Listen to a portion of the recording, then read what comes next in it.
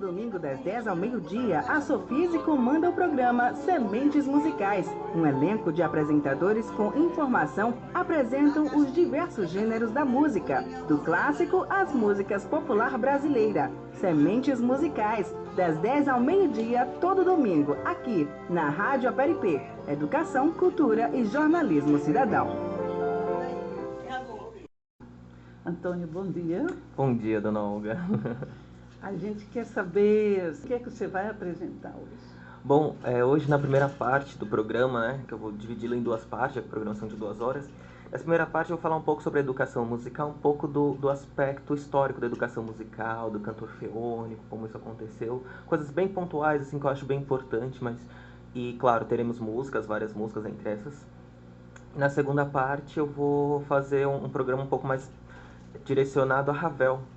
E aí nós teremos umas peças de Ravel, falar um pouco sobre o bolero, falar algumas coisas na segunda parte, predominantemente musical, no sentido. Interessante.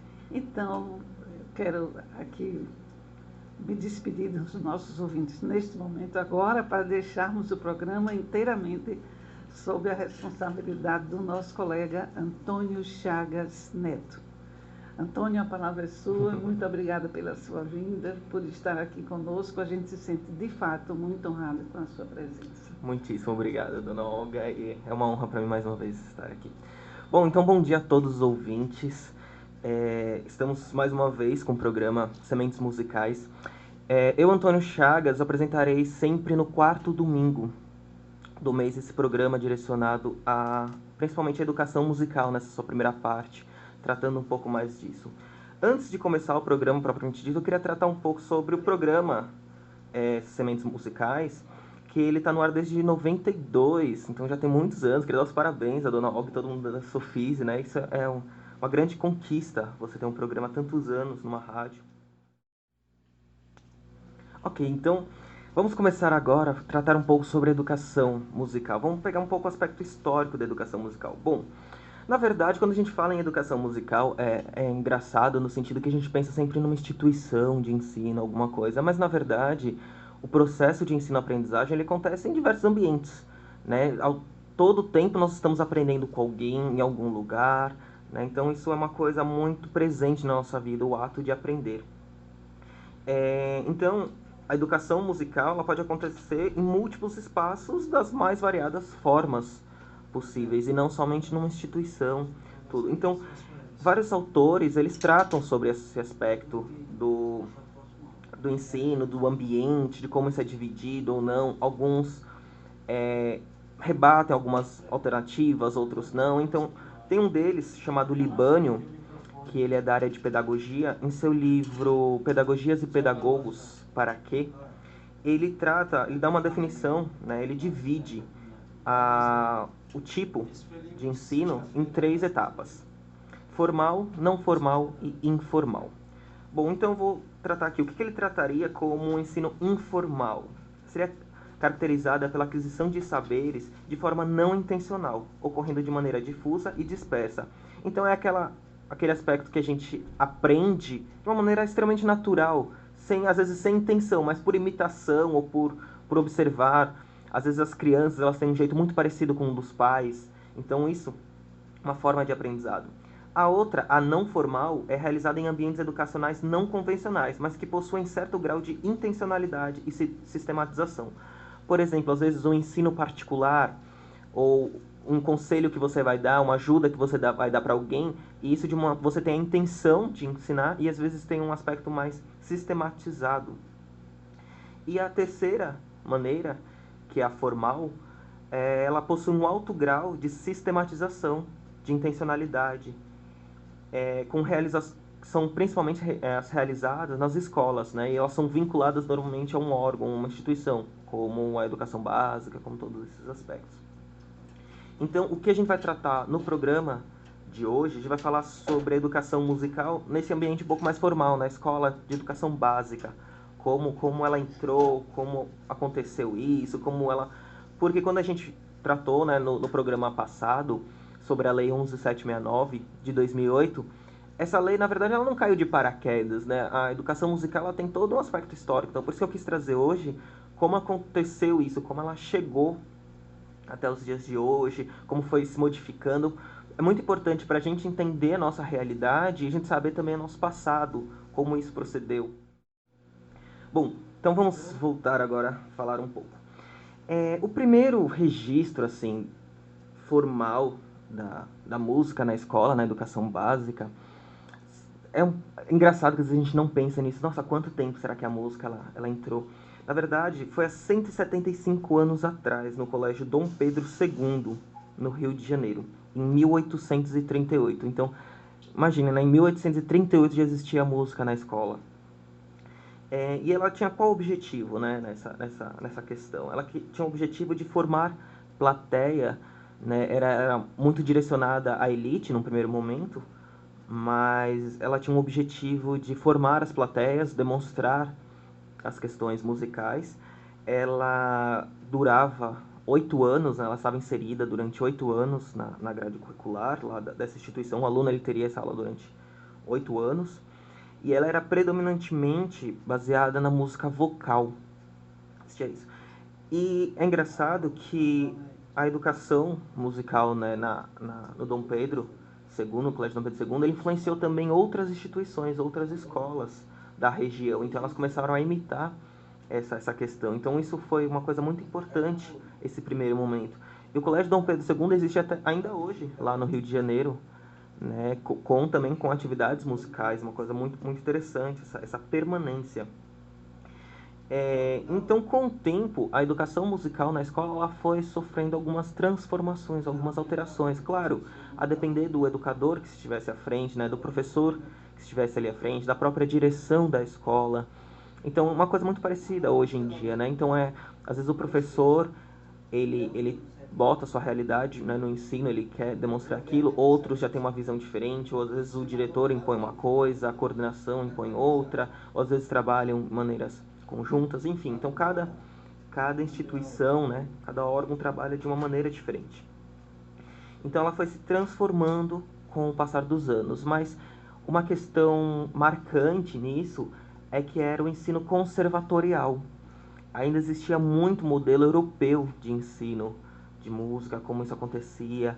Então eles tentavam, né, como era muita questão da própria moda que existia no país, tudo vinha da Europa, tudo era reflexo do que acontecia lá, então ainda existia muito essa questão. E aí você pode argumentar, né, Antônio, então só existia o ensino musical na escola? Não, de forma alguma. Como eu havia dito anteriormente, existia música também em outros ambientes informais, né? Os primeiros educadores musicais, né, formais que chegaram no Brasil foram jesuítas, né, que através da catequização desses índios. Mas aqui nós estamos tratando dela especificamente na escola regular, né, na escola de ensino básico. Então ela foi se transformando, ela tinha um modelo conservatorial, mas alguns acontecimentos, né, eles modificavam essa realidade. Porém, isso era muito pontual ainda no Rio de Janeiro, algumas coisas em São Paulo, né? Porém, em 1854, né, um decreto, 1331, ele estendeu isso, a educação musical, para todo o país. E até, para você ver como aconteceu, no ano seguinte teve concurso público para professor de música. Isso em 1854. Há muitos anos atrás já acontecia isso. Então, é engraçado que a gente pensa, né, quando trata sobre a lei, sobre a educação musical, a gente pensa numa coisa muito nova. Claro, ela sempre é nova, né? Sempre tem essas inovações, mas ela já acontecia há muitos anos, isso é uma coisa muito presente na nossa vida, é uma coisa muito, muito corriqueira. Estamos falando sobre educação musical, né, como ela acontecia no Colégio Dom Pedro II e como ela foi aos poucos, né, expandindo para o Brasil, quando aconteceu essa questão do concurso público, né, do decreto, enfim, como isso acontecendo no decorrer dos anos. E houve uma questão muito, muito forte que influenciou bastante a educação de uma maneira geral e, consequentemente, a educação musical, que foi o movimento de escola nova, né? Como ele influenciou a educação musical? Bom, começou-se a pensar, né, na música não mais para algumas pessoas, né, para para elites, ou enfim, para um público, ou o que era pensado para as pessoas unicamente que tinham talentos musicais. Mas não. Então isso trouxe uma nova visão. Então, em 1931, Anísio Teixeira ele convidou o compositor Heitor Villa-Lobos a implantar, né, o projeto de canto orfeônico. Antônio, mas então o canto orfeônico ele foi inventado por Villa-Lobos, ele começou com Villa-Lobos? Não, na verdade isso o canto orfeônico, ele já existia na França e já existia no Brasil antes mesmo de Villa-Lobos, né? Professores de São Paulo, né, João Gomes Júnior, Fábio Lozano, eles já tinham pequenas manifestações sobre o canto orfeônico.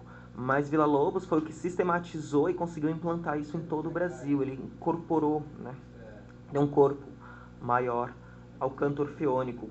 Muitos dos nossos ouvintes devem ter passado por essa fase do canto orfeônico, de como isso acontecia. Bom, o que era o canto orfeônico? Bom, o canto orfeônico era uma prática, né, educativo musical que existia aqui no Brasil e que ele tinha basicamente, ele trabalhava hinos cívicos, né, canções patrióticas, ele usava muito a voz para trabalhar isso, algumas canções folclóricas. Por quê? Porque ele foi muito influenciado por Kodály, né? Kodály foi um outro educador musical que veio de um pensamento, né, dos métodos ativos, e aí ele usou muitas propostas, como o canto como um instrumento musical, como a música um direito de todos, a utilização de canções folclóricas. Então eram os aspectos muito fortes do canto orfeônico. E o canto orfeônico ele foi um aspecto muito importante porque ele tornou obrigatório o ensino de música. E existiam, quem eram os professores, como era ministrado? Existiam institutos de canto orfeônico que preparavam esses professores para lecionar, para dar aulas. Então, com isso, quando se expandiu para o Brasil inteiro, várias instituições, vários estados, vários estados, eles tiveram agora o desenvolvimento educativo musical. A exemplo, o próprio estado de Sergipe. O nosso conservatório de música de Sergipe, ele vem dessa linha do canto orfeônico, que era antigamente um instituto, né, de canto orfeônico de Sergipe. Então ele começou a promover essa formalização do ensino, né, da educação musical nos estados, em diversos estados que anteriormente não tinha muita formalidade quanto a isso. Já existiam, como eu havia dito, mas não de uma maneira formal. Então o canto orfeônico ele foi muito presente, né? Durante muitos anos ele teve o apoio de Getúlio Vargas, né? Então Villa-Lobos ele tinha uma relação muito boa com Getúlio Vargas. Então através desse apoio político ele conseguiu promover o canto orfeônico no Brasil inteiro. E ele conseguia reunir milhares e milhares de jovens cantando os hinos. Então era muito comum você ter em estádios de futebol, né, a reunião de vários alunos. Ele também tinha alguns materiais, alguns livros para trabalhar esse conteúdo, essa questão. Então o canto orfeônico ele foi um aspecto muito marcante na educação musical. Foi o maior projeto de educação musical do Brasil, né, porque ele contemplou vários estados, né, o Brasil de uma forma bem completa.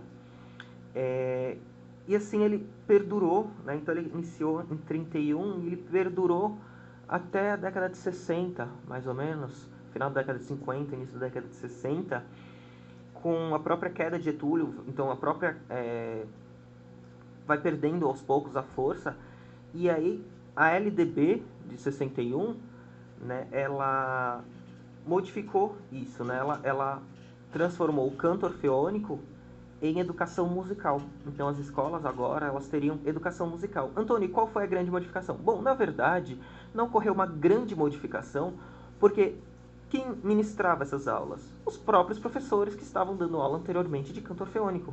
Então eles começaram a manter o mesmo ensino, o mesmo processo, o mesmo aspecto didático-pedagógico. Então não houve uma modificação muito grande, né, com a LDB de 61 nessa questão. Bom, então voltamos ao nosso programa. Então estávamos tratando sobre o canto orfeônico, né, como ele acontecia no Brasil, qual foi essa influência de Villa-Lobos muitos conhecem o Villa-Lobos como um compositor, um grande compositor, que ele foi reconhecido mundialmente, né, por suas diversas peças, diversos trabalhos, né? Mas também ele teve esse aspecto da educação musical no Brasil, como ele tinha essa visão, né, também, como isso acontecia. Então, tratamos também dessa modificação com a LDB de 61, né, que ela passou do canto orfeônico para a educação musical, só que não houve uma modificação muito grande, né? Ela permaneceu porque eram as mesmas pessoas executando isso. Antônio, e onde modificou, né? Onde teve isso? Mais uma modificação. Bom, ela teve a partir em 71, né, com a lei de 71, houve uma modificação marcante aí, que foi a criação, né, a instituição da licenciatura em educação artística. Como assim, Antônio? Então, começaram os novos cursos de licenciatura em educação artística, que essa licenciatura em educação artística, ela iria abranger música, artes plásticas, artes cênicas e desenho.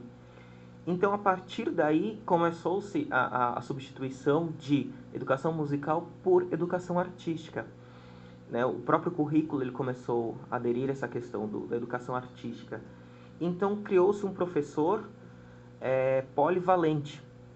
Como assim? Então, ele seria um professor responsável por contemplar essas áreas: música, artes plásticas, artes cênicas e desenho. Então, isso começou a enfraquecer cada vez mais a educação, no sentido que os professores que eram preparados não agora só para música, mas para outras linguagens, outras artes, eles começaram a ensinar, a ministrar aspectos mais relacionados com o seu gosto ou com o seu domínio nessas questões. Então isso às vezes complicava um pouco o processo da educação musical, seu conhecimento, essa sua definição do que seria.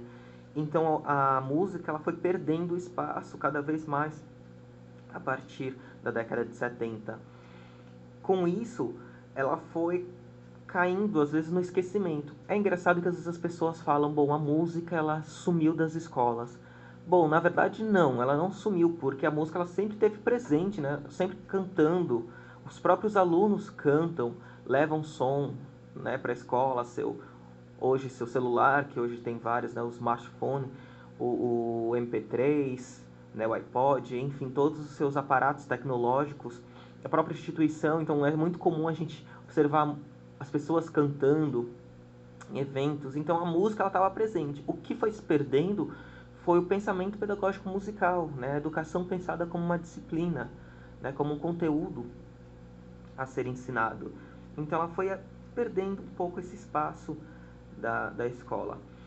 E como ela voltou? Como aconteceu? Voltou não, né? Como aconteceu mais uma modificação a partir daí? Bom, com a LDB de 96, a 9394, né, barra 96, ela foi modificada de educação artística para ensino de artes. Bom, o nome era meio vago, né? Assim, você não tem uma definição muito específica quanto a isso. Parecia permanecer na mesma questão.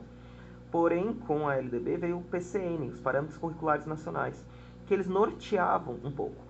Bom, nesse ensino de arte você tinha artes visuais, a música, o teatro e agora a dança também. Então o PCN, ele norteava, ele dava alguns conteúdos, né, ou algumas orientações sobre o que deveria ser abordado, né, em todas essas áreas, mas a questão do professor polivalente ainda permanecia. E era muito vago. Por exemplo, você pega o de música, no PCN de música são 3 páginas, é uma coisa muito reduzida. É uma questão simplesmente norteadora, mas para um professor que não tem um conhecimento, um domínio sobre isso, sua interpretação pode ser um pouco complicada nesse sentido. Eu vou falar de um exemplo pessoal meu que aconteceu, que eu sou de São Paulo, não sou daqui de Sergipe, mas moro aqui em Sergipe já há muitos anos, e eu lembro que em São Paulo, isso era em 97, a minha escola era um colégio pequeno, era um colégio de bairro, mas é um colégio muito, muito bom, muito preocupado com a formação integral do aluno. E lá na minha escola, eu estava na 4ª série E eu já tinha aula de música na minha grade curricular. Eu tinha a disciplina Artes na grade curricular, eu também tinha música na minha grade curricular, eu tinha teatro como uma atividade paralela no turno oposto, mas que era obrigatória, todos os alunos faziam. E essa música que era ensinada nessa época não era exclusivamente instrumental. Se você quisesse ter uma aula de instrumento, o colégio também oferecia, esse mesmo professor também oferecia num turno oposto. Então, isso em 97, né, para você ver como começou a modificar, como começou a ter um pensamento diferenciado, né? Minha escola, ela, hoje, como educador, eu vejo o quanto minha escola foi importante na minha formação, né? Com todos os trabalhos que ela desempenhava e desempenha até hoje, porque ela ainda existe lá em São Paulo. Então foi uma coisa muito, muito importante para a minha vida. Então, isso começou a influenciar diversas escolas também, esse pensamento de como ia acontecer, só que era um aspecto um pouco ainda não muito direcionado, uma coisa não muito certa, né? Assim, claro, não era obrigatório, enfim, então o professor ainda permanecia com seu domínio, como você queria, como essa questão, o que você sentia mais confortável. Então, essa foi uma modificação que aconteceu. O PCN, ele trouxe essa nova visão, só que o PCN, ele trazia um aspecto um pouco... Há críticas, né, sobre essa questão do PCN, como ele era implantado, como ele deveria ser verificado. Bom, então, 9394/96, né, a LDB é o que está vigente até hoje, então tratava esse ensino de artes. Porém, vamos chegar agora à Lei 11.769, como aconteceu isso. Bom, desde 2006, um grupo, né, de articulação parlamentar pró-música, né, que reunia, formado por entidades, associações informais de música e pela própria ABEM, que é a Associação Brasileira de Educação Musical. A ABEM hoje é o maior órgão representativo da educação musical. Ela promove eventos, ela tem força, hoje ela é consultada para diversas coisas, então ela tem hoje todos os grandes autores, grandes referências fazem parte da ABEM, né, tanto da presidência, né, da diretoria de uma forma geral, quanto dos sócios de uma maneira geral. Então hoje a ABEM é um dos maiores órgãos representativos da educação musical no Brasil. Então eles começaram a articular isso para chegar à Lei 11.769. Por quê? Porque ele queria tratar da obrigatoriedade desse ensino de música, né? Para mostrar que, olha, a música, hoje nós temos cursos de licenciatura em música, né? Então é necessário que se tenha professores, né, de música, de concursos públicos para esses professores. Então foi toda uma articulação desde 2006 que aí resultou em 2008 com a aprovação dessa lei. Então, o que determina a lei? Que todas as escolas de educação básica devem ter o conteúdo música, né, como na sua grade, né? Muitas vezes relacionadas à arte, né, à própria disciplina de artes, mas a escola ela tem uma autonomia de implantar de uma outra forma, de uma maneira diferente. Então, isso movimenta cada vez mais. Eu acho que como modificou em 96, né, através do PCN, isso também, hoje você vê muitas escolas entendendo da importância da educação musical. A educação musical, claro, ela contribui para várias coisas da formação integral do indivíduo, mas também ela como uma linguagem de expressão única da música, né? Essa expressão do ser humano, mas também outros aspectos relacionados com outras atividades. Então as escolas têm hoje pensado mais na educação musical.